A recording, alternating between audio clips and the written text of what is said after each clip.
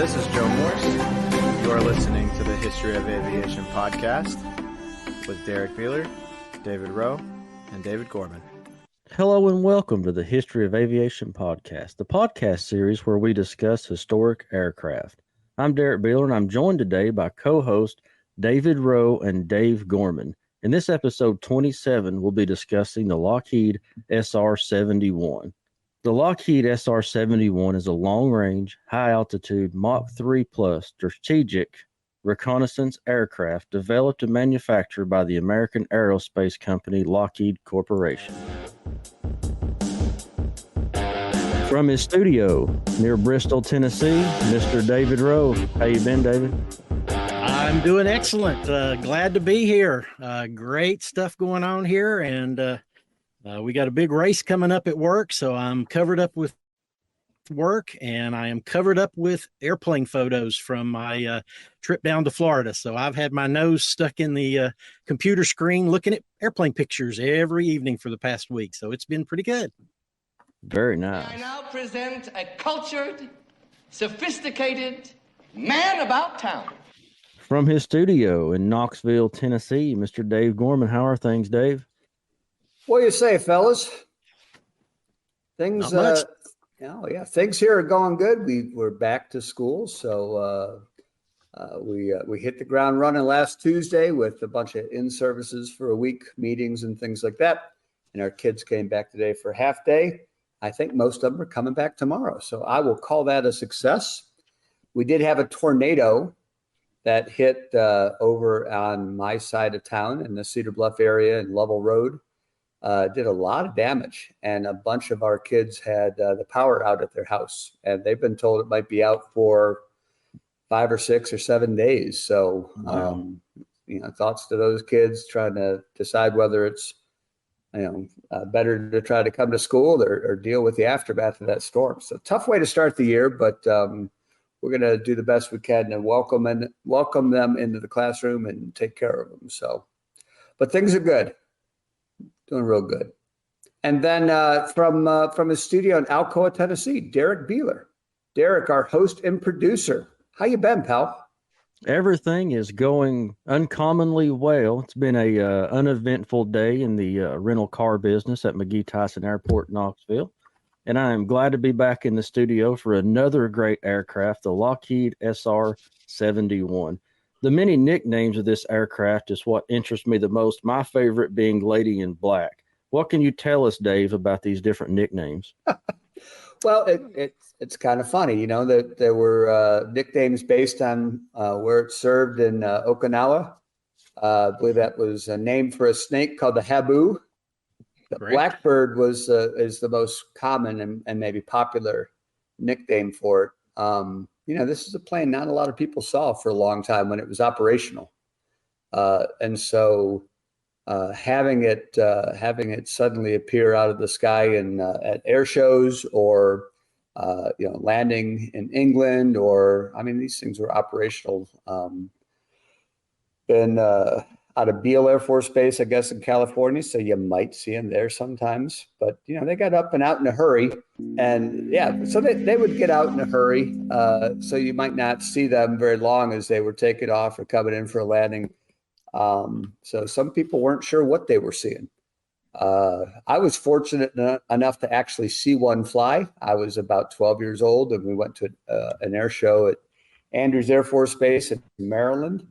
And it was not announced. So we were stunned to see one come over. It made one pass, did the high alpha pass, nose high.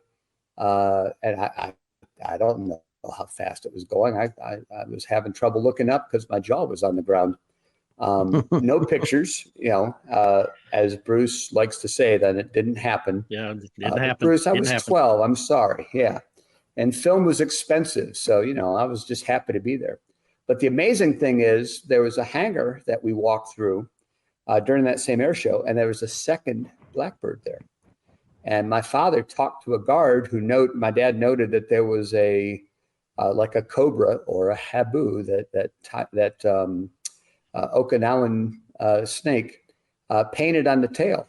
And my dad said something about it. And later we heard that they they would cover that up for public showings because those were mission symbols, and they didn't really want that information out there. So no pictures, armed guards, all that kind of stuff. So that really impressed me when I was 12 or 13 years old. Lots of nicknames, though. Incredible plane. And, David, I don't think you could talk about this plane without starting with Kelly Johnson, can we? No, this is Lockheed's supreme crowning achievement, I guess. Lockheed is known for some innovative design work, P-38s, shooting stars, the U-2, which was the spy plane. Yeah. Absolutely. Yeah. Yeah. So, incredible. And Kelly Johnson was I don't know how much of his design is involved versus his team, but he led a team that created some of the most innovative aircraft designs in history. The Blackbird is just the cherry on top, really. Well, reading about the things he was doing, he was one of those guys that said, if it looks good, it will probably fly good. Right. But that's oversimplification. There were so many innovations with this aircraft. Number one, the job that it was going to do. We'll get to the reasons for it here in a moment, I'm sure. But, the materials that they use, the engine development, we're talking about the incredible technology leaps. And, this is 1960s technology, and it's incredible.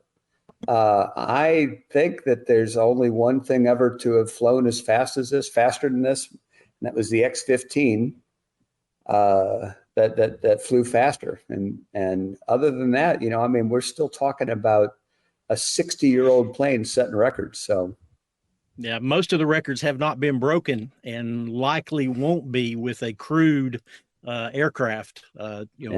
Just not. There's just nothing better. It's top of the list. Go ahead. I was going to say, you just saw one not too long ago down in Mobile, right? I've actually seen two. I saw one at Elgin Air Force Base at the Air Armament Museum, which was an actual SR-71. This one in particular was special because it's called the long tail or big tail, because it had an extension placed on the end of it for extra sensors and equipment. They only made one, and that one is at Elgin Air Force Base in Florida. And then at Mobile, they have a YA-12 Blackbird. So it's one of the early ones that were the secret ones, the super secret ones that most people didn't know about until much later. So one of the things you're talking about design, the Blackbird is the 12th iteration of design work that the Lockheed presented. So there were 11 versions of aircraft before they settled on the SR-71 or the YA-12, the A-12. So a lot of innovation went in to figure this plane out. Well, and you mentioned something about the plane in Elgin was called the long tail? Yes. Okay. And so you mentioned it was there because of sensors. And we'd be remiss if we didn't say pretty quickly, what was the purpose of this airplane? It was to fly high, fly fast, and take pictures. Listen to the communications. It was a reconnaissance aircraft. That's what its main purpose was. There was some talk of making it into a bomber or an interceptor, but ultimately they settled on put as much gas in it as possible, fly it as high and as fast as possible, and take a lot of pictures. The SR-71 could fly 35 miles in a minute at Mach 3.2, and it could survey 100,000 square miles of the Earth's surface per hour. So this plane is flying high, fast, and taking a lot of information in a hurry. Well, you mentioned about the amount of surface that it could cover. And it isn't just a straight look down thing. It had, I think they call them oblique cameras that are the side view. So it was showing not just what was directly below, but also looking, many miles, hundreds of miles to either side, right?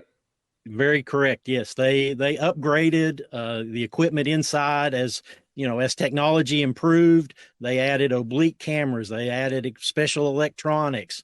Everything was improving constantly on this aircraft because, they were getting better and better as time goes. I've heard this plane sometimes referred to as one of the first stealth airplanes. That's exactly correct. Because of those different iterations, that 12 versions that they were working on, one of the things is they wanted something that was more stealthy than the U-2. The U-2 was slow and was easy to spot, but they wanted something faster and less, ability to be seen.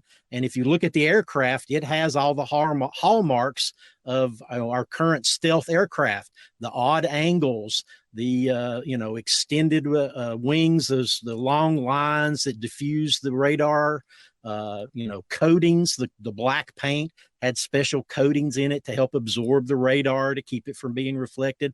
All of this is precursors to what we know today as stealth technology.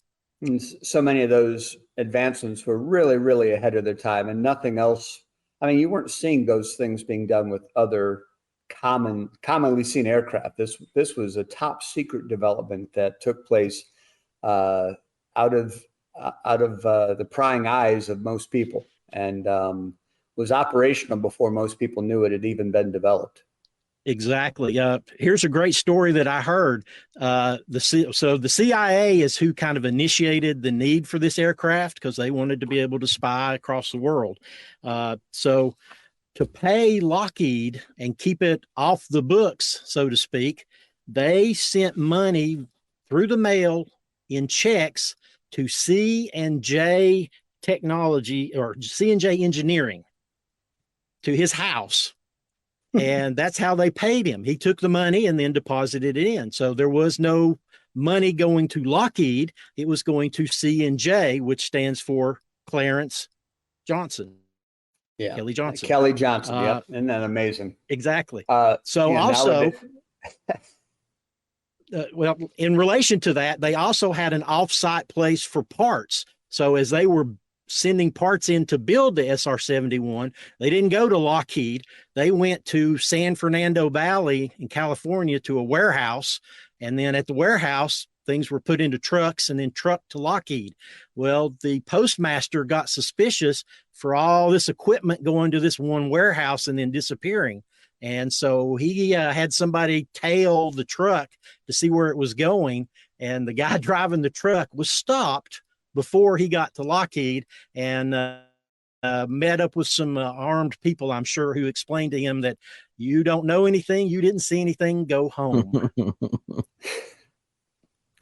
Yeah, messing with the wrong agency at that point.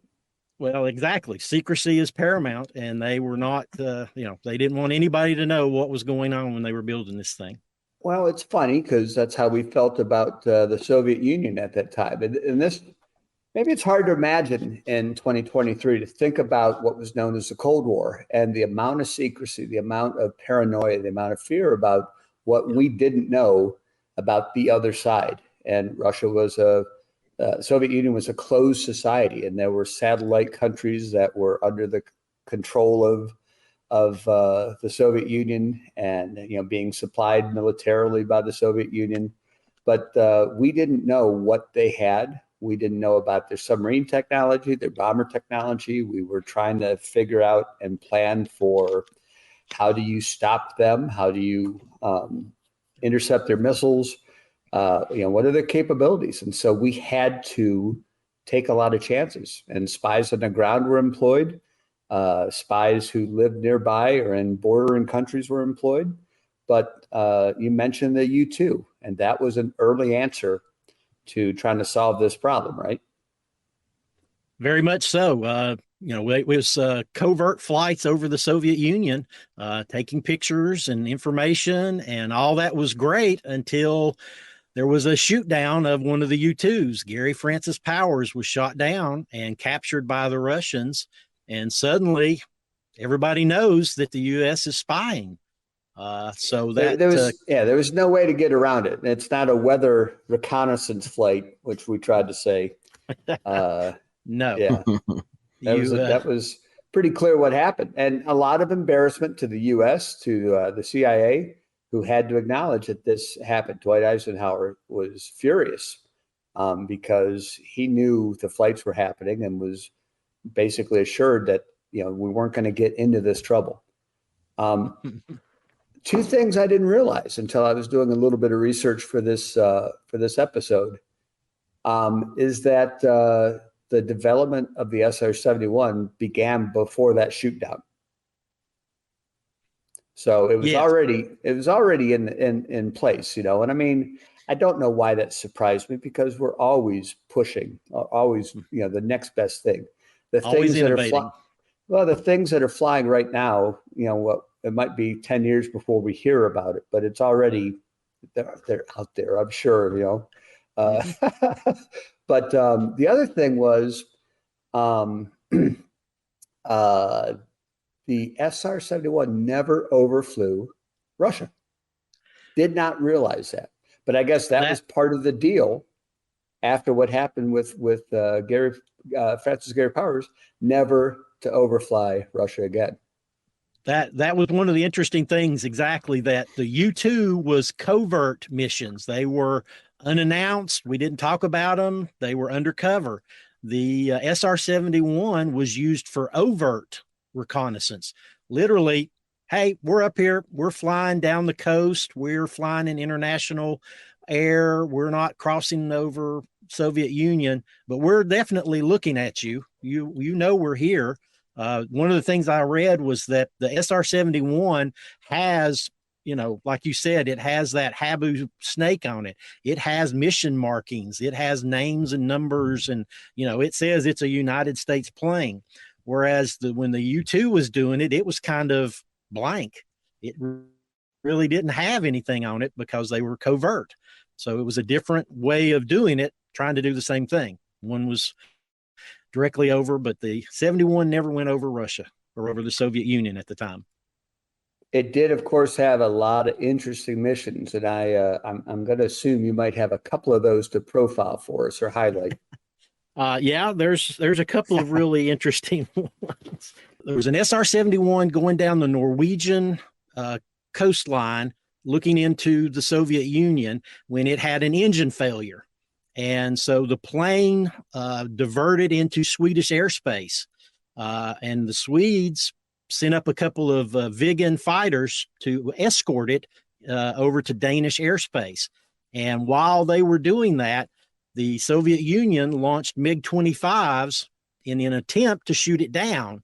But because the Viggens were flying along with the 71 that was having the problems, they did not attack it. But they came very close to shooting down an SR-71, which one of the great things about the SR-71 is we never lost one in combat, only to accidents.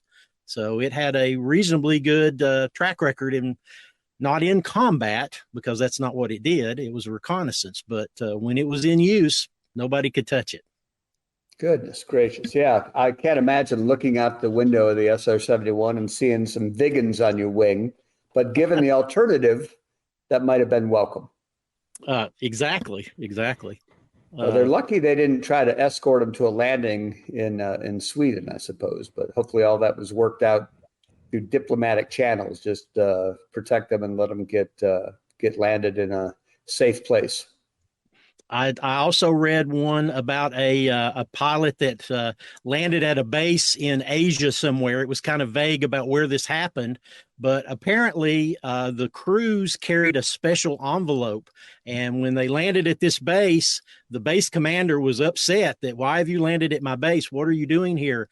And was just giving them a hard time. And the crews pulled out this special envelope and handed it to him. And he read it. And from that moment on, there were no problems to be had. They took care of all that crew's needs. So there were some special arrangements made for these crews to get them where they needed to be and to keep them safe. So, well, there might have been some financial encouragement that helped grease the skids there a little bit. Yeah. The story did not say what was in the envelope, only that the person that was having the problem no longer had any problems. Now, you mentioned that the CIA was involved in some of the early development with the A-12s, but then the spy missions were generally all flown with the SR-71. Those are all U.S. Air Force pilots, right? Correct. As a matter of fact, all of the pilots were top pilots in the Air Force. They literally had to have 1,500, 2,000 hours of flight time. They were top of their class. So you don't have any young early pilots involved in this. They only wanted the best.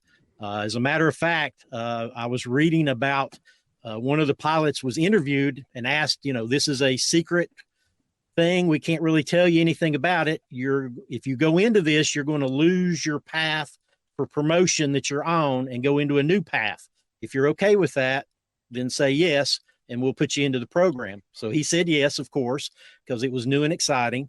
We'll come to find out these pilots that were chosen literally had to go through the same testing and physical rigors that like the Mercury astronauts were going through. If you saw the right stuff and all of the stuff that those pilots were put through to get into the astronaut program, well, because of the environment that the SR-71 works in, which is literally the edge of space, these folks are in, space suits, so to speak, and they were put through much of the same kind of astronaut training, physical testing that the regular astronauts were put through. So top of the heap. Absolutely. And yeah, you mentioned the space suits that they had to wear. And I think I mentioned, some of the technology, the materials. This plane was primarily constructed out of titanium, right? It's about 92 or 3% titanium because of the heat that's generated at the speeds that they're flying. Yes, that was the main component was titanium. As a matter of fact, the landing gear was milled out of a single block of titanium. So it's not even pieced together. It's just a single block that is cut out. And I'd always heard the story. Did you see, maybe you saw this as well, that most of the world's titanium was found in the Soviet Union? That is correct. They are probably the leading producer of it, and they did not know that they were selling their titanium to the United States to build a spy plane to go look at them. The CIA set up a shell company called Titanium Metals Company, and so through third party foreign countries, they went out and purchased a lot of this titanium, and it comes in it was like a porous sponge type is the way they described it. I'm not really familiar with the metallurgy, so I don't quite understand all of it. But anyway, they brought all this material in, and at one point I read that they had to reject a bunch of it because it wasn't pure enough. It was contaminated with other elements. So they were looking for really high quality titanium. And I keep saying Russia, it was the Soviet Union at the time. The Soviet Union was the main supplier of that titanium to us. I've always thought it interesting that, the SR-71 replaced the U-2. But if you want to see an SR-71 flying, it's not going to happen. However, you could still see U-2s flying. Absolutely. Absolutely. As a matter of fact, they tried to kill the SR-71 in 1990, and within a couple of years, they brought it back out of mothballs and put it back in service for about 4 or 5 years. And then, budgetary constraints and, infighting and Congress and the Air Force, they couldn't work it out. And so they killed it again. So just a little bit of short-sightedness, I think, that because this was, there's nothing that matches this airplane to this day.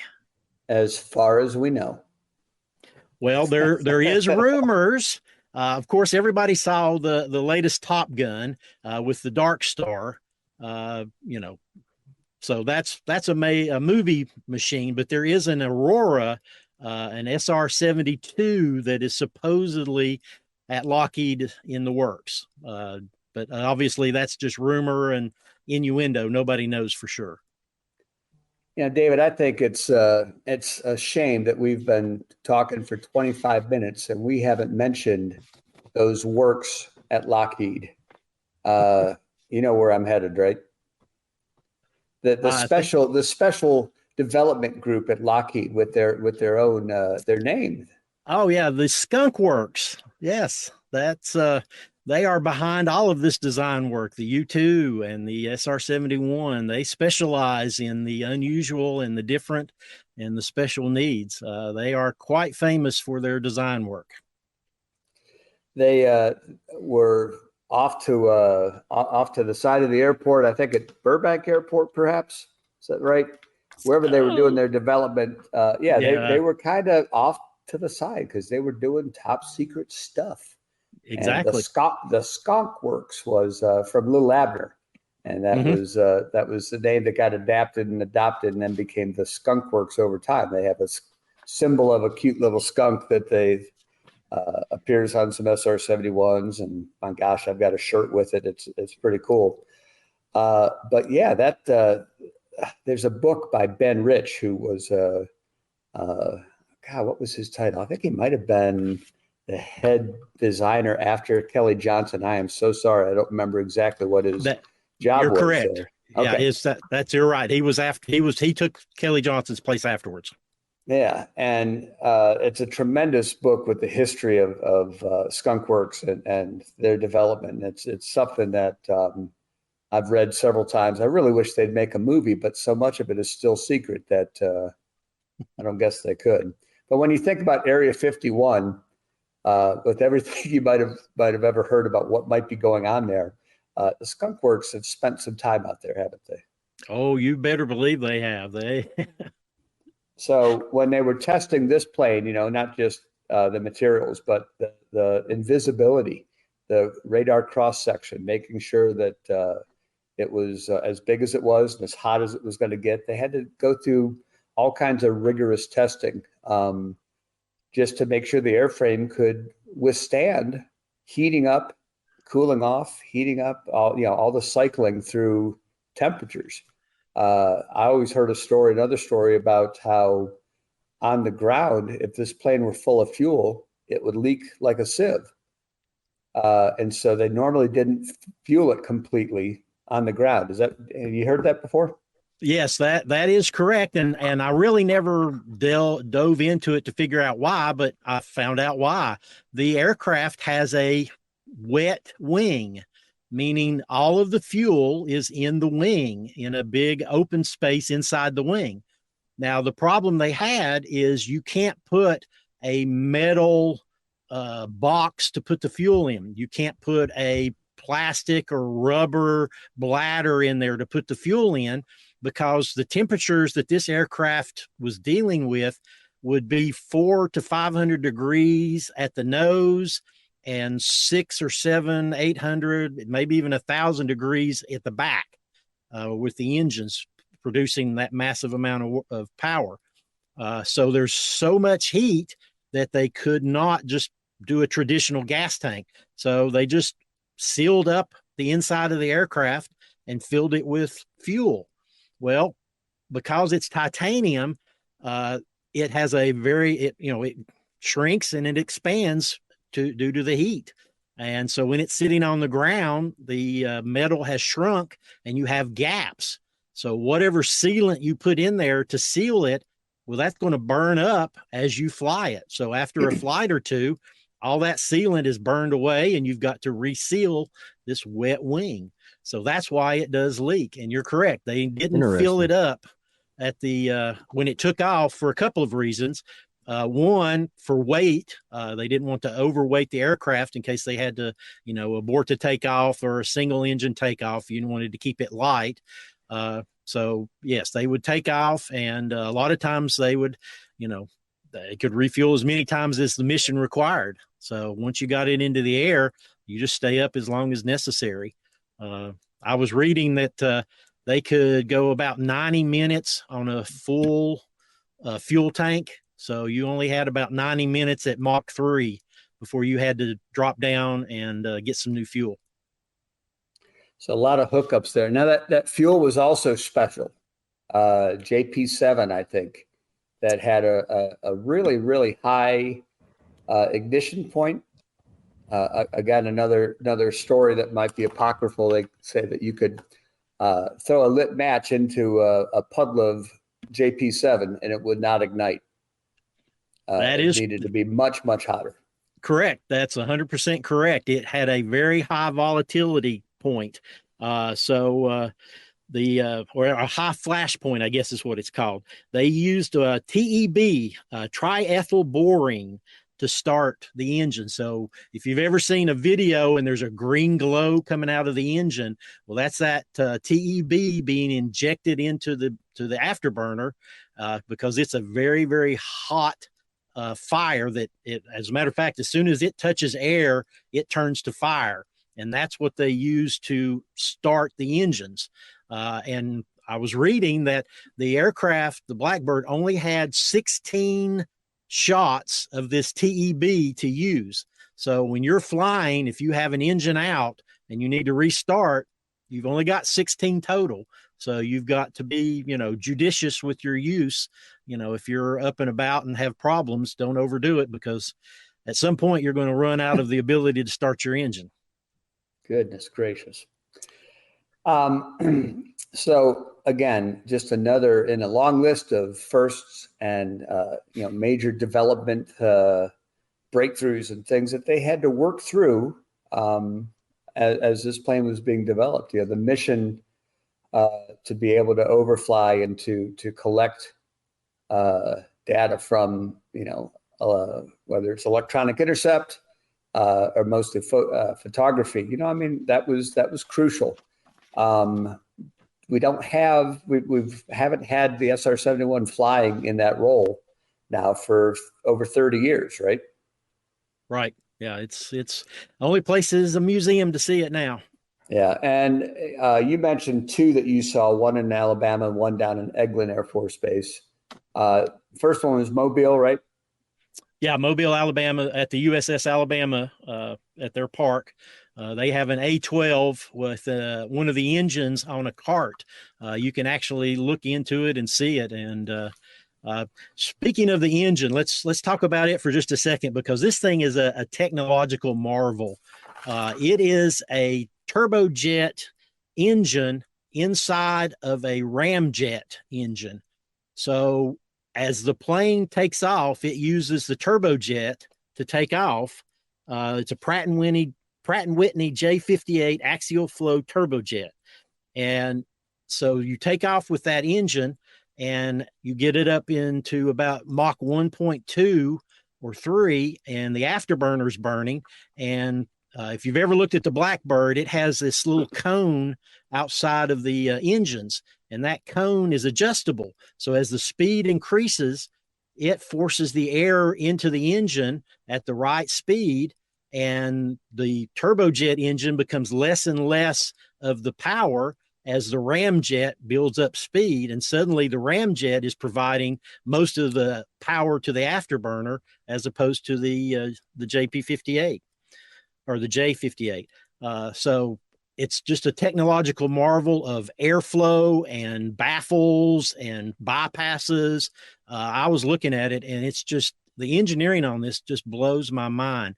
And, we're talking 1950s and 60s design. This is before computers and everything. These guys were doing this with the slide rules, and it's just an amazing, amazing engine. Well, I know that there are pilots who flew this who have, printed books. They've put out their story and shared pictures. I heard that, when these guys are on these missions, sometimes, when it was time to eat, they had tubes of food, and they would sometimes, to heat up the food, they could hold it against the inside of the windscreen, because the friction was so hot, the windscreen was hot enough to warm up the food, which is amazing. But I know, Dave, you were telling us about a story that I think we'll share a link to the podcast after it gets posted. A pretty funny story that maybe a lot of our listeners have heard before. a pilot who had some things to say, just to kind of show that he had the biggest, baddest plane in the sky, right? Correct. It was called the speed check. Major Brian Shule told this story. As a matter of fact, I watched it last night and I was just amazed at it. So essentially, you've got Major Shule and his RSO Walt in the back seat, and they're on a training mission. They're flying across the U.S., hitting their spots, and they're coming back to Los Angeles. And so you get to the air traffic control, and the air traffic control's watching. So over the radio, they hear a Cessna pilot come on to the LA Center and ask for a readout of his ground speed. And the center replied, November Charlie 175, I'm showing you at 90 knots on the ground. So, okay, normal. Well, a minute or so later, there's somebody in a Twin Beach calls in and says, hey, what's my ground speed? And so the LA Center says, I have you at 125 knots of ground speed. So 90, 125, a little one-upsmanship going on here. Well, it doesn't take long until there's a Navy F-18 out of Naval Air Station Lemoore, calls the center and says, this is Dusty 5-2 ground speed check. And the LA Center says, Dusty 5-2 center, we have you at 620 on the ground. Ooh. So we've gone from 90, 125 to now 620. Well, the Major Shule was saying that he was sitting there thinking, we've got to respond to this. We can't let this stand. But he didn't have control of the radio. His RSO in the back did. And so he was thinking, man, I really want. And then about that time, Walt in the back gets on there and says, Los Angeles Center, Aspen 20, can you give us a ground speed check? And the LA Center comes back with Aspen 20. I show you at 1,842 knots across the ground. So, let's just stop right there, guys. Winner and champion. Yeah, Game, exactly. Set, match, checkmate. And turn out the lights. The fat lady is sung. Major Shule said at that point he knew that he and Walt were going to be a great team because he was thinking the exact same thing, that they were both thinking the same thing at the same time. And so it's a fabulous story. That's perfect. So we mentioned there are two down in there's one in Huntsville. Excuse me, there's one in Mobile, one in Florida. There's another one in Huntsville. At the Air and Space Center there in Huntsville, the NASA Space Center. Correct. Dayton has one. There's one in Richmond, Virginia, and a fantastic museum that was built around it. It was taken apart and put inside and very dramatic. Wherever you see one of these things, I mean, people are lined up to see it and try to get pictures without many people in it. It's hard to do because it always draws a crowd. There's nothing that looks like a blackbird. Yeah, it's so iconic. The look is just, once you recognize it, you never forget it when you see it. And you're right, getting a picture with somebody without somebody standing in front of it is incredibly hard. There's one at the Udvar Hazy up in Dulles at DC. That one's a really good one. So there's several in California. So there were 32 built, 12 were lost to accidents.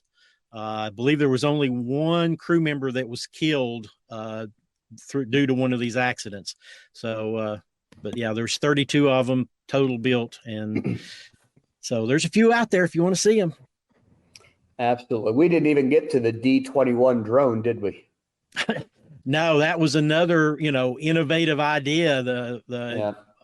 Trying to, extend the range and to fly something where, human couldn't quite do it. So yeah, that was another great. Maybe our next episode, Derrick, maybe we can get to that and talk about the D-21, because it's an interesting side note to the story of the SR-71. So definitely we can do that. Yeah. And as always, guys, I enjoyed it. And let's jump into social media, Mr. David Rowe. How about that social? Oh, I am at Aerophile. Media, not your actual social media.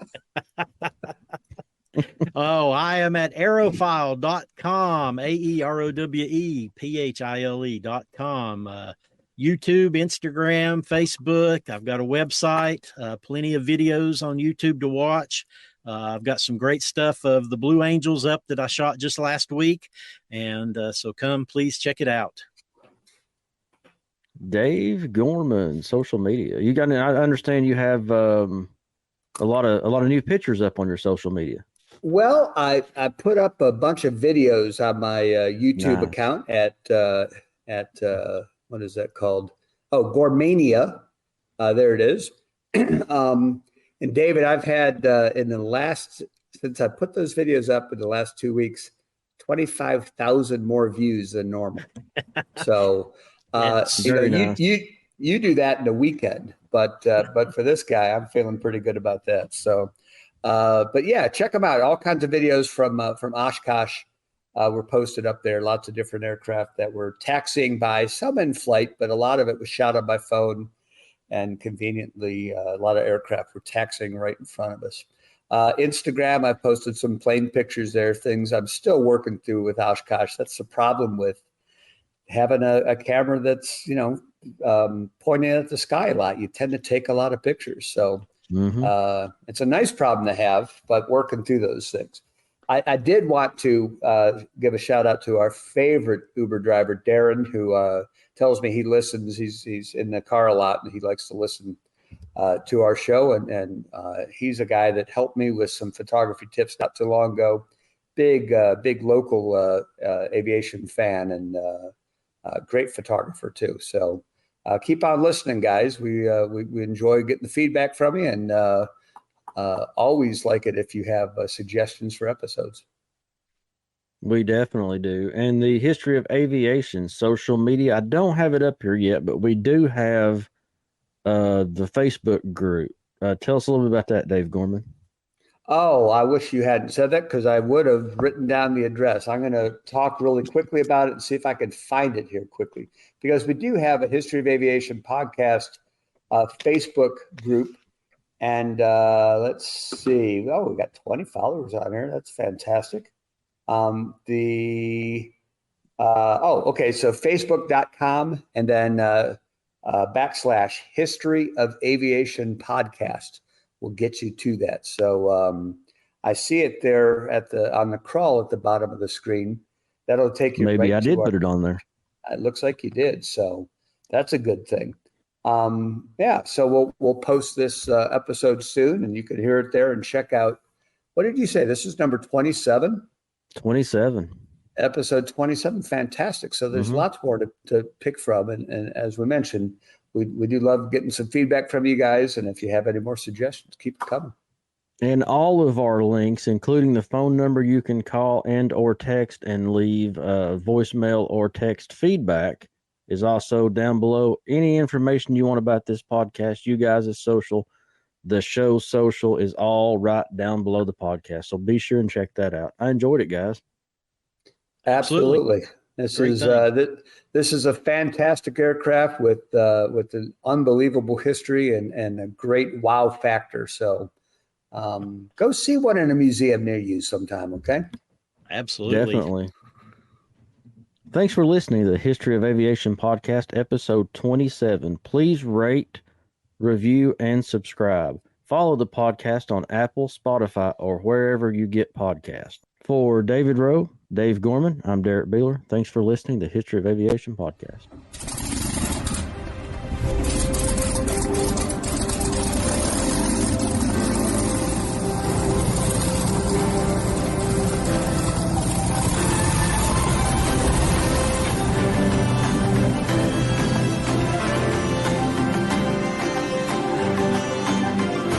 This is Joe Morse. You are listening to the History of Aviation podcast with Derrick Beeler, David Rowe, and David Gorman.